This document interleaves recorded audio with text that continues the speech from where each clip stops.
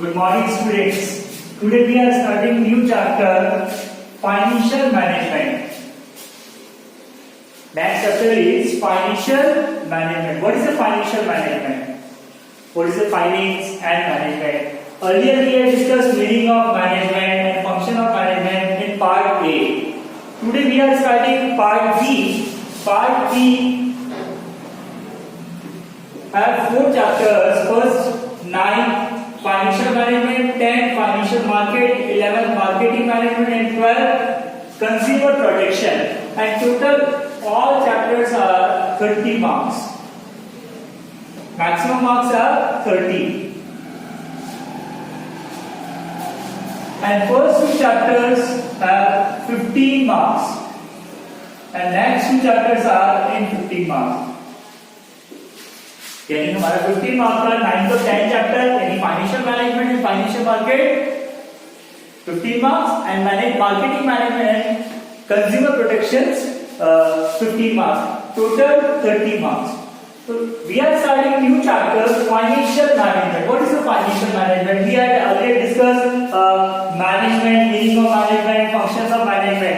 Today we are starting financial management. What is the finance? Finance is the blood of business. Finance is the blood of business. Without finance, we can't operate any activities related to business. यदि कोई भी अगर activity की बात करें, क्या हम बिना फाइनेंस के कर सकते हैं क्या स्टूडेंट्स? क्या एक सिंगल एक्टिविटी का हम लोग बिना फाइनेंस के कर पाएंगे? नो. यानी इट्स कॉल्ड यदि आज अगर हमारी बॉडी को ब्लड की नीड है, वैसे बिजनेस को किसकी नीड है? फाइनेंस की. इसीलिए बिजनेस फाइनेंस को क्या कहा? ब्लड ऑफ बिजनेस, है ना. यानी finance is blood of business and management यानी कि proper utilization of fund. Students, always remember it's easy to generate finance. It's easy to generate finance, but typical work is how to use finance. यानी finance को generate करना तो बहुत easy है, but उसको proper utilisation करना बहुत typical, एक बहुत इंपॉर्टेंट वर्क है ना. इसीलिए अपन इसको क्या कहते हैं कि how to management the finance. Management यानी फाइनेंस को कैसे मैनेज करें, इट्स कॉल्ड फाइनेंशियल मैनेजमेंट, है ना. यदि अपन डेफिनेशन देखें तो क्या होगा? To money required for carrying out business activities is called business finance. The money required for carrying out business activity is called business finance. यानी कि बिजनेस को कैरी आउट करने के लिए जो भी हमें मनी रिक्वायर्ड है, इसको अपन क्या कहते हैं? इसको बिजनेस फाइनेंस, है ना. ये अगर अपन बात करें मनी रिक्वायर्ड, मनी का रिक्वायरमेंट है किसके लिए? For carrying out business activity. Business activities कौन कौन सी हुई? हमें डे टू डे एक्टिविटीज के लिए भी फाइनेंस चाहिए, है ना. यदि अपन बात करें कि आज हमें क्या नीड है फाइनेंस, नीड ऑफ फाइनेंस के अगर हम डिस्कशन करें तो क्या होगा? नीड ऑफ फाइनेंस फर्स्ट क्या है? To start and establish the business. To start and establish the business. Second, money required for day to day activities. Money required for acquiring fixed assets like land, building etcetera, है ना. ये सब चीजों के लिए हमें क्या है? मनी का रिक्वायरमेंट है ना. तो अब अपन यानी कि फाइनेंस की नीड हमें हर जगह, बिजनेस फाइनेंस की नीड हमें हर जगह. तो अब कहां से जनरेट करें? ये चीजें हमें कहां देखनी है? ये पॉइंट्स हमें कहां डिस्कस करने हैं? Financial management. यानी अगर अपन बात करें फाइनेंशियल मैनेजमेंट किस पर फोकस करता है? Financial management focus on acquisition of fund, second is uses of fund and third is distribution of profits. Acquisition of fund means how to generate the funds, कैसे generate कर सकते हैं और कहां से जनरेट कर सकते हैं, it's called acquisition of funds. Second is uses of fund, कहां हम मनी रिक्वायर्ड जो भी हमारी है उसको यूजेस कैसे करें. लाइक वर्किंग कैपिटल रिक्वायरमेंट कितनी है, फिक्स्ड एसेट्स रिक्वायरमेंट कितनी है, कि हम कितना उसमें फंड्स लगाएं. लाइक जस्ट वर्किंग कैपिटल में कितना अमाउंट इन्वेस्ट करें या फिक्स कैपिटल रिक्वायरमेंट में कितना अमाउंट हम लोग इन्वेस्ट करें. And distribution of profit. Distribution of profit यानी लाइक मनी कहां हम लोग इन्वेस्ट करें, सॉरी कितना हम डिविडेंड पे करें, है ना. यानी हम लोग बात करें acquisition of fund, how to generate the funds, like shareholder से ले लें, डिबेंचर्स इश्यू कर दें, या फिर हम लोग बैंक से लोन ले लें, इस पर क्या कहते हैं acquisition of fund.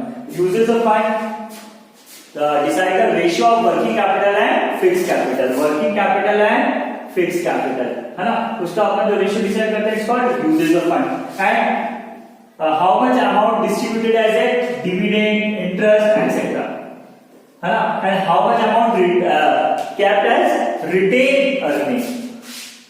In 11th class we had discussed the retained earning. Clear है ना, retained earning यानी कि जो अमाउंट कंपनीज क्या करती है या बिजनेस एंटरप्राइजेस क्या करते हैं, अपने कंटीजेंसी के लिए क्या कर लेते हैं, रिजर्व कर लेते हैं, इसको अपन क्या कहते हैं, retain earning. Retain earning like general reserve, workman compensation fund, investment fluctuation fund, credit balance of P&L appropriation, it's called etcetera etcetera ना. ये अपन उसको जो भी अमाउंट हमारे पास रख लेते हैं, इसको अपन क्या कहते हैं, रिटेन अर्निंग. और जो अमाउंट हम डिस्ट्रीब्यूट कर देते हैं, इसको डिस्ट्रीब्यूशन ऑफ प्रॉफिट, यानी कितना डिस्ट्रीब्यूट करें और कितना हम लोग रिजर्व रखें, ये डिसीजन कहां जाता है हमारा, डिस्ट्रीब्यूशन ऑफ प्रॉफिट्स, है ना. यानी हम लोग वापस रिवाइज करते हैं स्टूडेंट, बिजनेस फाइनेंस फर्स्ट इसलिए ध्यान रखो, हम आज पार्ट डी डिस्कस कर रहे हैं, पार्ट डी, यानी business studies divided in two parts, part A and part B, है ना.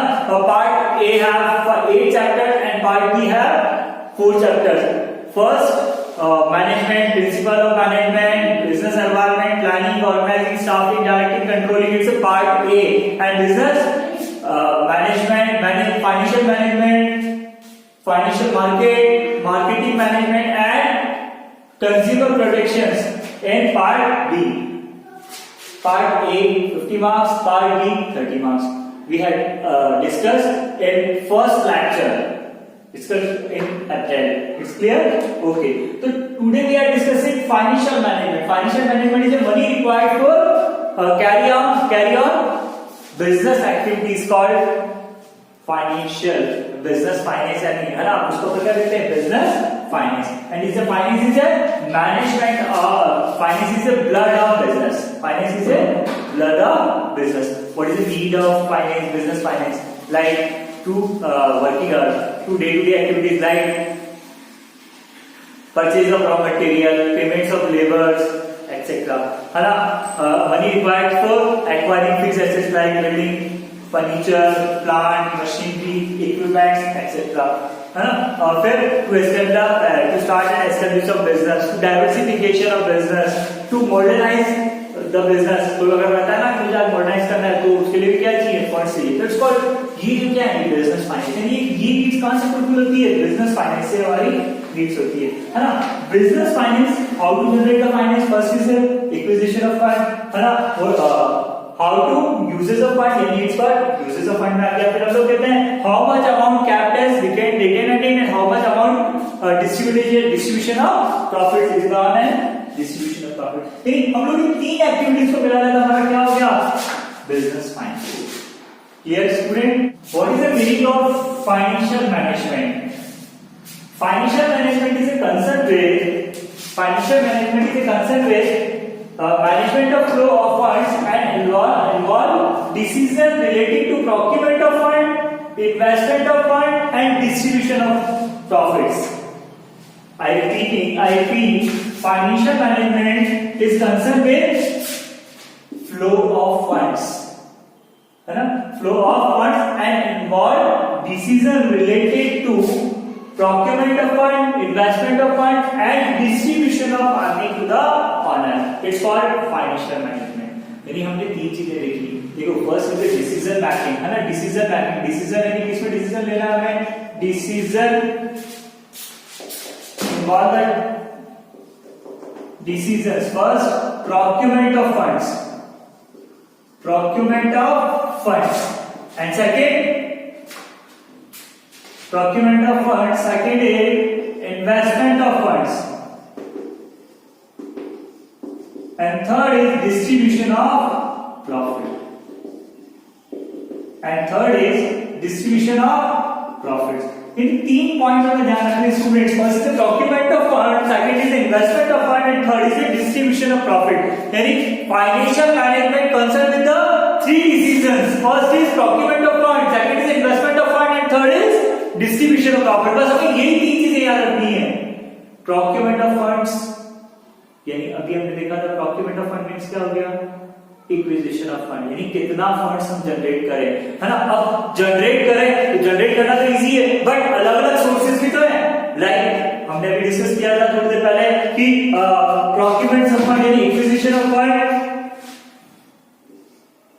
through acquisition of fund through first is equity share capital, second is preference share capital, debentures, bank loan, etc. कहीं से भी कर सकते हो equity shares, यानी हमने लास्ट ईयर 11 में जो सोर्सेज ऑफ फाइनेंस पढ़ा था तब क्या पढ़ा था ना ये सब चीजें। यानी फर्स्ट चीज है ऑनर्स इक्विटी ले लो या फिर मार्केट से पैसे यानी बोरोड फंड हमने पढ़ा था ना। ऑनर्स फंड और borrowed fund, owners fund divided into two part, first is equity share, preference share and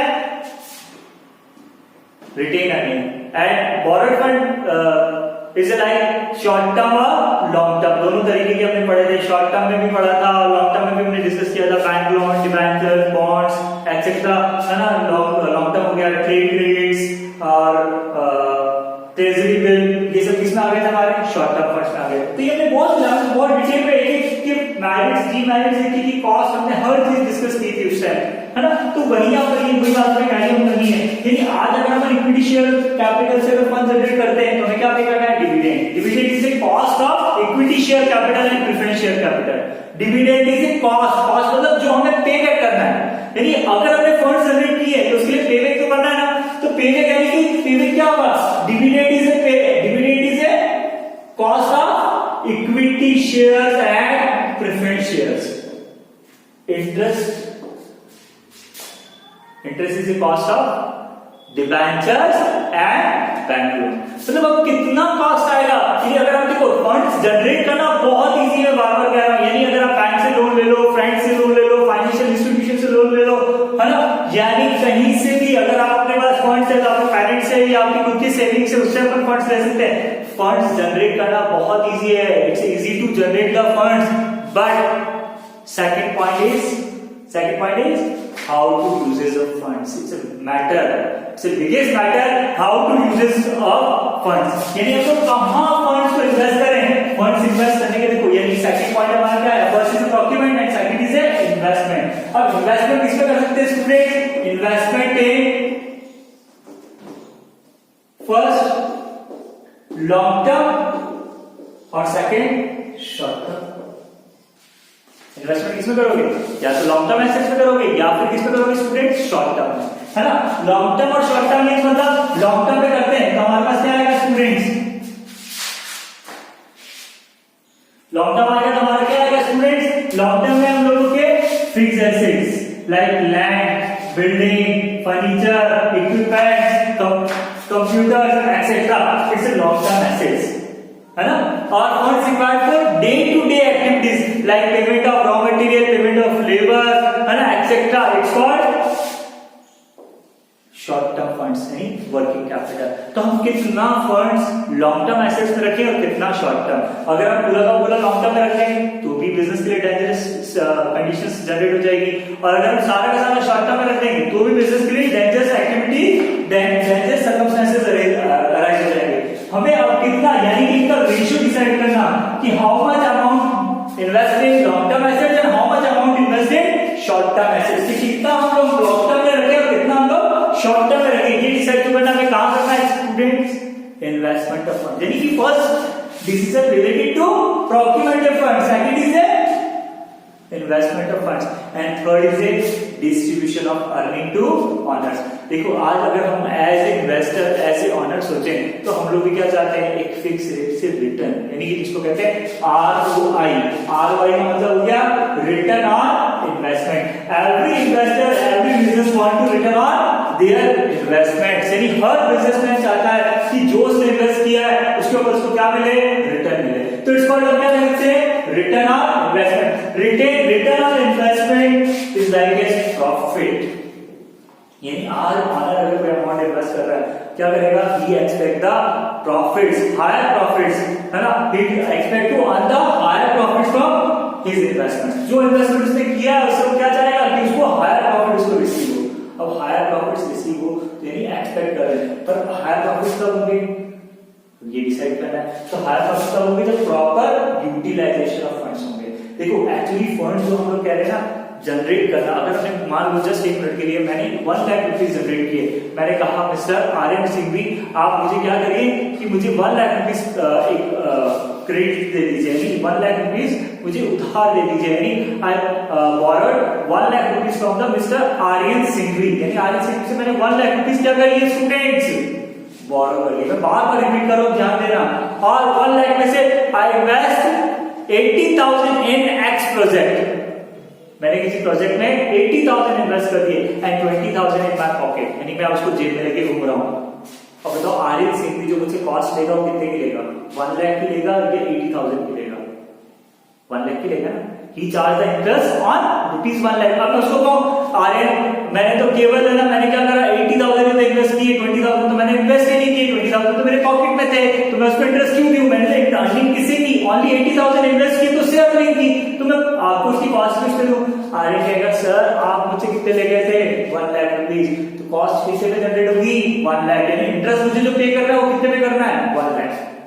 नहीं मैंने क्या कहा था, it's easy to generate the funds, procurement the fund easy था ना, 1 लाख रुपीज आर्यन सिंघवी से कर लिया, but it's a difficult work to investment of funds, यानी यूजेज ऑफ फंड्स, कैसे यूज करूं, कैसे यूटिलाइज करूं। तो मैंने 80,000 इन्वेस्ट किए बट 20,000 इन्वेस्ट नहीं किए, तो मेरी कॉस्ट कितने की देनी थी पूरी 1 लाख रुपीज की। अब पता चला मैं 80,000 में तो अर्निंग कर रहा हूं, just suppose I take the money, I borrow the money from Aryan Singhvi ₹1 lakh at the rate of 12% per annum। कितना किया मैंने उससे 12% पर annum, है ना। 12% पर annum का मतलब क्या हो गया, 1 लाख का मुझे कितना इंटरेस्ट पे करना आर्यन को, 12% के हिसाब से मुझे 12,000 पर annum उसको इंटरेस्ट पे करना है, पर annum यानी पूरे साल का मुझे 12,000 रुपए उसको एज ए इंटरेस्ट पे करना है। और I invested only 80,000 at the rate of 15%। कितने पे किया हमने 15% पे हम लोगों ने इसको इन्वेस्ट कर दिया, है ना। तो अगर 80,000 का 15% निकालोगे तो कितना हो गया वापस अगेन 12,000, कितना हो गया 12। अब मैं उसको कहूं कि नहीं भैया 80,000 का आप तो 12% लो, तो यानी कितना होता है 9600। आप मुझसे इंटरेस्ट कितना चार्ज करो 9600, क्योंकि मैंने अर्न तो कितना किया इसके ऊपर 12, मतलब मैंने टोटल 12 अर्न किया, 12 ही आपको देखो तो मेरे पास क्या बचा, कुछ नहीं, यानी कि ऐसे अगर मैं बात करूं मैं ऑनर हुआ तो मेरे पास तो प्रॉफिट क्या हो गया निल, जीरो, क्योंकि मैंने तो जितना किया उतना आपको पे कर दिया, तो मेरे पास क्या बचा, यानी कि जितनी कॉस्ट जनरेट की, जितना कॉस्ट जनरेट हुआ उतना ही रेवेन्यू जनरेट हुआ, यानी प्रॉफिट्स क्या हो गए निल हो गए, यानी ऑनर के लिए कुछ भी नहीं बचा। तो हम क्या डिस्ट्रीब्यूट करेंगे, कुछ भी डिस्ट्रीब्यूशन नहीं करेंगे। अगर 1 मिनट के मान लो ये अमाउंट कितना होता 7%, 70,000, तो 70,000 का अगर 15% अगर हम करते तो कितना पे करना पड़ता हमें, कितना हो जाता 10,500 ही हम अर्न कर पाते, और हमें पे कितना करना था 12,000, यानी हमारा लॉस हो जाता 1,500 रुपीज। मतलब कहने का मतलब क्या हो गया कि it's easy to procurement of fund, but biggest matter is how to utilise the fund, how to investment of funds, it's biggest matter. ये याद रखना सबसे बड़ा मैटर ही हमारा यही है कि हमें क्या करना है, उसका इन्वेस्टमेंट करना जाना चाहिए। अगर इन्वेस्टमेंट प्रॉपर होगा तो प्रॉफिट्स भी होंगे, हम इजीली क्या कर पाएंगे डिस्ट्रीब्यूशन ऑफ प्रॉफिट। अगर मतलब फर्स्ट ईयर में हमने 12,000 अर्न किया, 12,000 ही डिस्ट्रीब्यूट कर दिया, प्रॉफिट क्या हो गया जीरो, निल, कुछ भी नहीं बचा। सेकंड केस में 10,500 का प्रॉफिट जनरेट किया, बट मैंने कितना पे किया 12,000 रुपीज पे कर दिया, यानी 15 रुपीज मेरा लॉस हो गया। हाँ अगर मैं 1 लाख अगर इन्वेस्ट करता 15% अर्न करता तो मेरा प्रॉफिट कितना हो जाता 15,000। क्या अब मैं इजीली 12,000 पे कर सकता था, बिल्कुल इजीली कर सकता था। यानी उतना ही फंड जनरेट करना चाहिए जितना हम इन्वेस्ट कर पा रहे हैं, यानी अगर मैं 80,000 ही इन्वेस्ट कर पा रहा हूं तो मुझे आर्यन से फंड्स भी कितने लेने चाहिए थे, ओनली 80,000 रुपीज के ही जनरेट करने चाहिए थे, प्रोक्योर करने चाहिए थे। Clear student, it's called financial management. ये जो पूरा सिस्टम यानी डिसीजन रिलेटेड टू डिसीजन, यानी जस्ट ध्यान रखो financial management involve financial management से concern with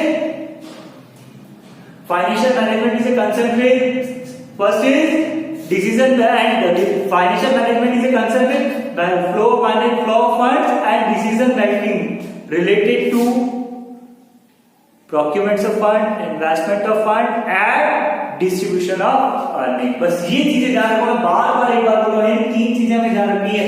first procurement of fund, second is investment of fund and third is distribution of profit. I hope clear हो गया होगा financial management. यानी financial management वापस repeat कर देता हूँ स्टूडेंट, ध्यान होगा, बार बार कह रहा हूँ, इससे सबसे ज्यादा इंपॉर्टेंट चैप्टर और सबसे ज्यादा प्रैक्टिकल चैप्टर जो है ना वो पढ़ने जा रहे हैं फाइनेंशियल मैनेजमेंट। बहुत प्रैक्टिकल है, पढ़ने में इतना मजा आएगा जिसकी हद नहीं। देखो पार्ट ए भी नो डाउट इंटरेस्टिंग था, बट पार्ट बी बहुत ज्यादा इंटरेस्टिंग है क्योंकि it's related to practical knowledge, it's related to practical market. सीधा रखो, बिल्कुल मार्केट से रिलेटेड है। हम जब फाइनेंशियल मार्केट डिस्कस करेंगे ना तो उसमें शेयर डिबेंचर जो तुम लोगों ने लास्ट ईयर थियोरेटिकल पढ़े, अकाउंटेंसी में जो तुम उसकी जनरलिटी सीख रहे हो, यहाँ पर उसके मेथड्स देखोगे, सारी चीजें जो देखोगे वो कहां देखोगे हम लोग फाइनेंशियल मार्केट वाला जो 10th चैप्टर उसमें डिस्कस करेंगे। यानी 9th और 10th चैप्टर इतना प्रैक्टिकल और इतना इंटरेस्टिंग है कि अगर उसको इंटरेस्ट लेके पढ़ेंगे तो बहुत मजा आने वाला है ना। तो फाइनेंशियल मैनेजमेंट क्या हो गया स्टूडेंट्स, वापस रिपीट कर रहा हूं, फाइनेंशियल मैनेजमेंट से concern with management of flow of fund and first decision involve the decision relating to procurement of fund, investment of fund and distribution of profit, distribution of earning to the owner. It's called financial management, है ना। यानी financial management के 2 aspects हैं। Aspects ये में question 1 mark का आ सकता है।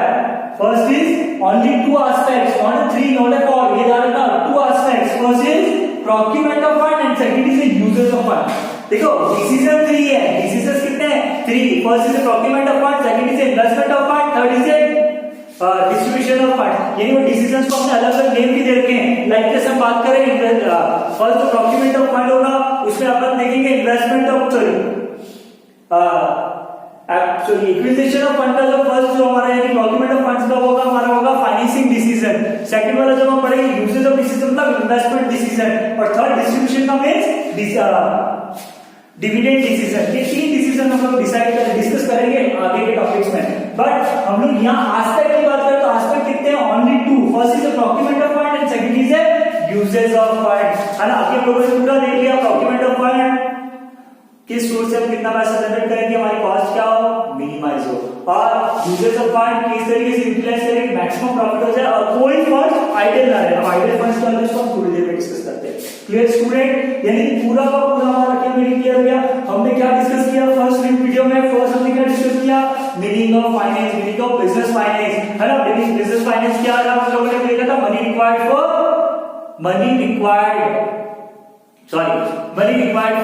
बिजनेस एक्टिविटीज है ना। अपन बिजनेस एक्टिविटीज के लिए जो हम लोग यूज कर रहे हैं उसको क्या कहते हैं बिजनेस फाइनेंस। और हमने साथ में क्या कहा finance is the blood of business. यानी अगर आज हम बात करें बिजनेस में से फाइनेंस को अगर हटा दो तो क्या बिजनेस कैरी होगा नहीं। लाइक जैसे आज बॉडी में से ब्लड को अगर हटा दो तो क्या हो जाएगा बॉडी काम करना बंद कर देगी, वैसे वैसा बिजनेस भी काम करना बंद कर देगा। यानी हम लोगों की बॉडी डेड हो जाती है वैसे बिजनेस भी क्या हो जाता है डेड हो जाता है। यानी business finance is the blood of business. हम लोगों ने अभी ये डिस्कस किया। उसके बाद हम लोग क्या कर रहे हैं फाइनेंशियल मैनेजमेंट का मीनिंग हमने डिस्कस किया। मीनिंग के बाद हमने उसके एस्पेक्ट्स देखे। वापस बोल रहा हूं डिसीजन 3 है। First is financing decision, second is investment decision, third is dividend decision. But aspect 2 है, first is procurement of fund and second is usage of fund. बहुत क्लियर, बहुत अच्छे से समझ लेना इसको। 1 मार्क का क्वेश्चन आता है और अधिकतर लोग गलती करोगे कि वहां पूछेंगे कि डिसीजंस कितने हैं 1 2 3 तो तुम लोग वहां क्या आ जाओगे 3 लिखकर आ जाओगे। डिसीजन तो 3 सही है पर एस्पेक्ट पूछेंगे 2 तो एस्पेक्ट कितने हैं तो तुम लोग कहोगे 3, जबकि 3 नहीं, कितने एस्पेक्ट्स 2 हैं। procurement of fund and uses of fund। Clear student, thank you.